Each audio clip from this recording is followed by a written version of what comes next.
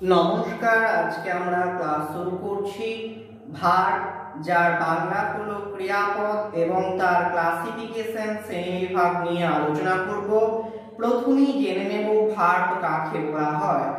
যে ওয়ার্ড দ্বারা কোনো কিছু করা বোঝায় সেটাই হলো ভার্ব বা ক্রিয়াপদ। যে সমস্ত ওয়ার্ড দ্বারা কিছু করা, হওয়া বা থাকা বোঝায় তাদের ভার্ব বলা হয়।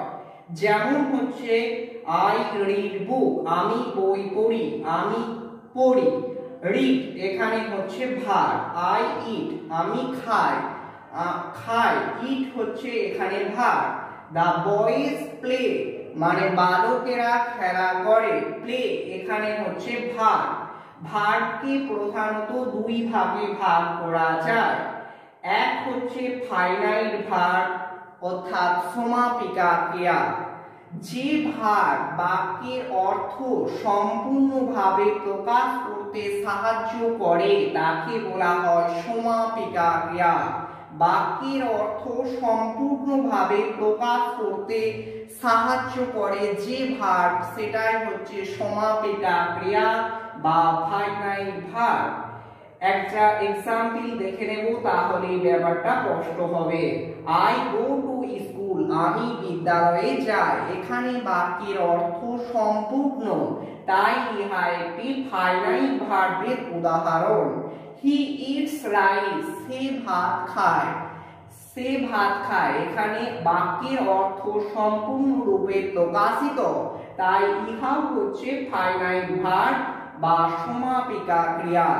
এরপরে আমরা দেখে নেব নন ফাইনাইট ভার্ব অর্থাৎ অসমাপিকা ক্রিয়া। যে ভার্ব বাক্যের অর্থ সম্পূর্ণরূপে প্রকাশ করে না তাকে বলা হয় অসমাপিকা ক্রিয়া। একটা উদাহরণ দেখলেই বোঝা যাবে। I hate eating junk food, আমি খেতে ঘৃণা করি জাঙ্ক ফুড। ইটিং এখানে হচ্ছে নন ফাইনাইট ভার্ব বা অসমাপিকা ক্রিয়া। He decided to do the work, সে স্থির করলো কাজটা করবে। এখানে ডুটা হলো অসমাপিকা ক্রিয়া। তাহলে আমরা বুঝে নিলাম ফাইনাইট ভার্ব এবং নন ফাইনাইট ভার্ব।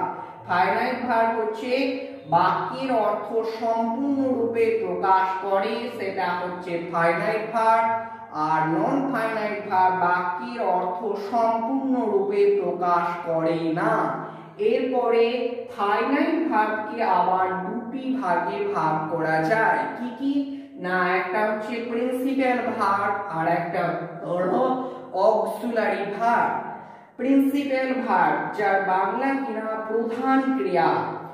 আমরা এর সাথে কলেজের প্রিন্সিপালের তুলনা করতে পারি। কলেজের প্রিন্সিপাল কারো সাহায্য ছাড়াই স্বাধীন। সেই রকমই যে সমস্ত ভার্ব অন্য কোনো ভার্বের সাহায্য ছাড়াই স্বাধীনভাবে ব্যবহৃত হয় তাকে বলা হয় প্রিন্সিপাল ভার্ব বা প্রধান ক্রিয়া। একটা উদাহরণ দেখে নেওয়া যাক। The boy is a student, বালকটি হয় একটি ছাত্র। is এখানে হলো প্রিন্সিপাল ভার্ব বা প্রধান ক্রিয়া। he has a car, তার একটি গাড়ি আছে। has এখানে হচ্ছে প্রিন্সিপাল ভার্ব বা প্রধান ক্রিয়া। it is a pen, ইহা হয় একটি পেন। is এখানে হলো প্রিন্সিপাল ভার্ব।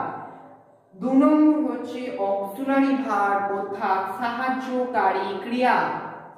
যে ভার্ব ক্রিয়ার কাল বা ভাব প্রকাশ করতে প্রিন্সিপাল ভার্বকে সাহায্য করে তাকে বলবো অক্সিলারি ভার্ব বা সাহায্যকারী ক্রিয়া। যেমন হচ্ছে দা বয় ইজ রিডিং বুক, বালকটি বই পড়িতেছে। ইজ রিড এখানে হলো অক্সিলারি ভার্ব বা সাহায্যকারী ক্রিয়া। হি ডাজ নট প্লে, সে খেলে না। ডাজ আর প্লে এখানে অক্সিলারি ভার্ব বা সাহায্যকারী ক্রিয়া। তাহলে আমরা বুঝে নিলাম হচ্ছে প্রিন্সিপাল ভার্ব স্বাধীন আর অক্সিলারি ভার্ব হচ্ছে অপরের নির্ভরশীল অর্থাৎ সাহায্যকারী ক্রিয়া। এরপর আবার প্রিন্সিপাল ভার্বকে দুটি ভাগে ভাগ করা যায়, সেই ভাগ দুটি আমরা বুঝে নেব। এক হচ্ছে ট্রানজিটিভ ভার্ব, যেটা কিনা বাংলা কিনা সকর্ম ক্রিয়া, যার কর্ম আছে অর্থাৎ অবজেক্ট আছে, যে ভার্বের অবজেক্ট বা কর্ম থাকে তাকে বলা হয় ট্রানজিটিভ ভার্ব বা সকর্ম ক্রিয়া। যেমন হচ্ছে আই ইট রাইস, আমি ভাত খাই। কি খাই না ভাত। রাইসটা এখানে অবজেক্ট বা কর্ম, তার জন্য রাইস এখানে ট্রানজিটিভ ভার্ব বা সকর্ম ক্রিয়া। অবজেক্ট কি না কি বা কাকে দিয়ে প্রশ্ন করলে যে উত্তর পাবো সেটাই হলো অবজেক্ট বা কর্ম।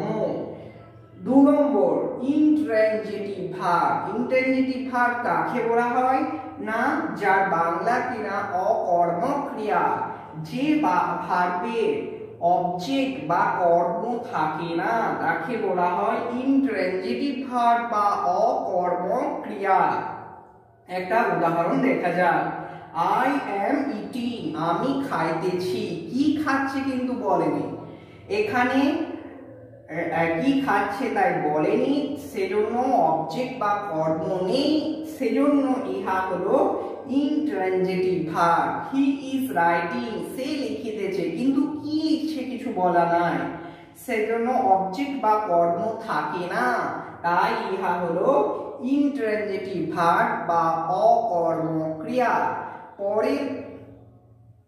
পরে আমরা ভার্বের বাকি ভাগগুলো জেনে নেব।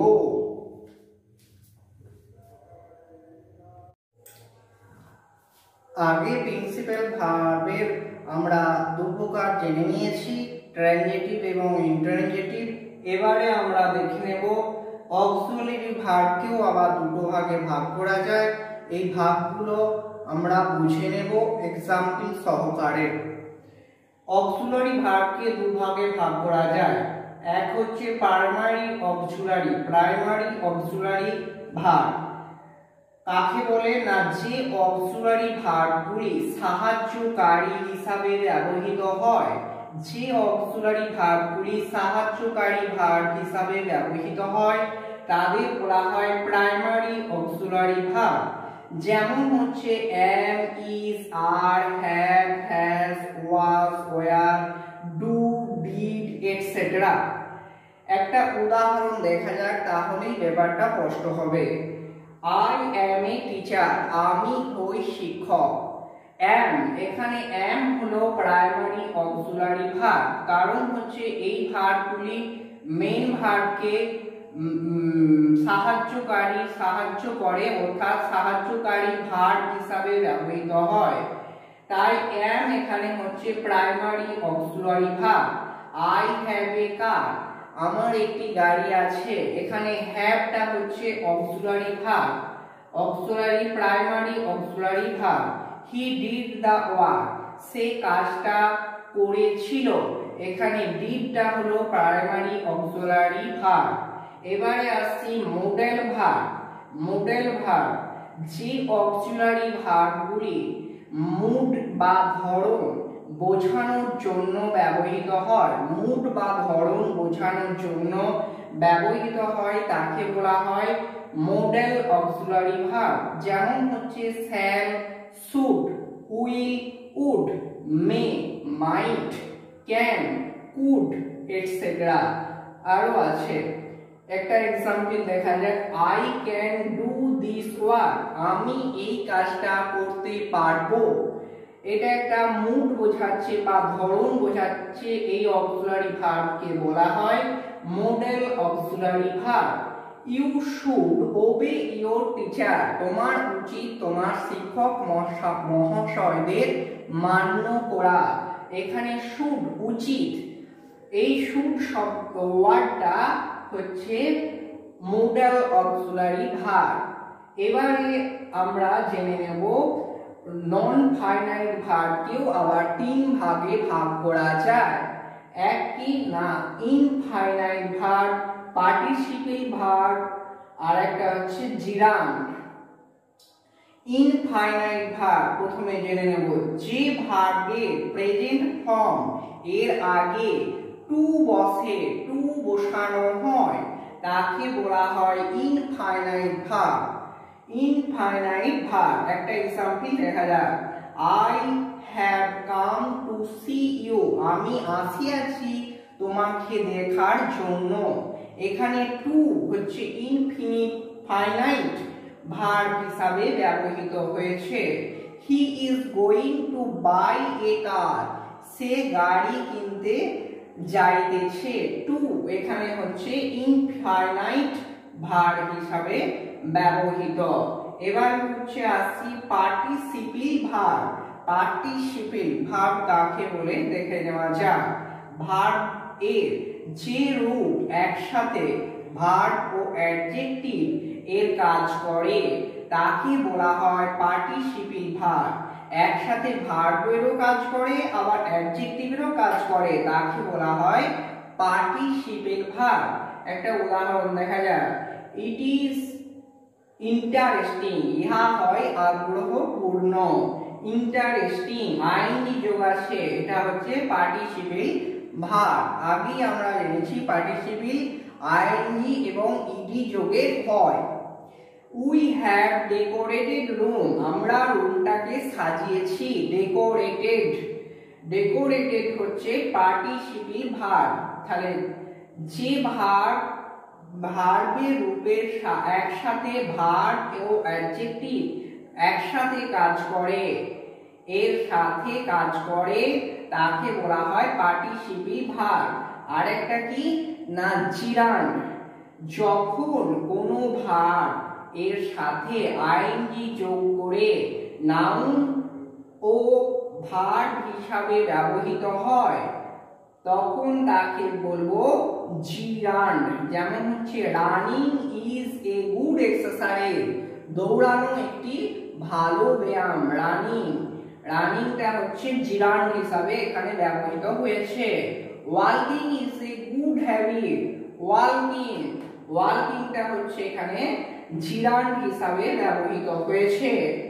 এছাড়াও ভার্ব দু প্রকার আমরা ভার্ব দেখতে পাই, সেগুলো হচ্ছে একটা হচ্ছে স্টেট ভার্ব, যে ভার্ব কোনো কিছু হওয়া বা অবস্থা অর্থাৎ স্টেটকে প্রকাশ করে, এই ধরনের ভার্বকে বলা হয় স্টেট ভার্ব। যেমন হচ্ছে রাম ইজ অ্যান ইন্টেলিজেন্ট বয়, রাম একটি বুদ্ধিমান বালক। এখানে ইজটা হচ্ছে স্টেট অবস্থা বোঝাচ্ছে বা স্টেটকে প্রকাশ করছে, তার জন্য ইহা হলো স্টেট ভার্ব। আর একটা হচ্ছে ইভেন্ট ভার্ব, যে ভার্ব কোনো ঘটনা বা ইভেন্টকে প্রকাশ করে, ঘটনা বা ইভেন্টকে প্রকাশ করে যেমন হচ্ছে তাকে বলা হয় ইভেন্ট ভার্ব। যেমন হচ্ছে the sun rises in the east, সূর্য পূর্ব দিকে ওঠে। রাইজেস এখানে হলো ইভেন্ট ভার্ব। আজকে আমরা ভার্বের সমস্ত ভাগগুলি জেনে নিলাম। পরের ক্লাসে আমরা অ্যাডভার্ব নিয়ে আলোচনা করব। আমার ক্লাসটি দয়া করে সাবস্ক্রাইব করবেন এবং প্রত্যেকে একটি করে লাইক করে দেবেন যাতে আমরা পরবর্তী ক্লাসে ক্লাস করতে উদ্বুদ্ধ হই।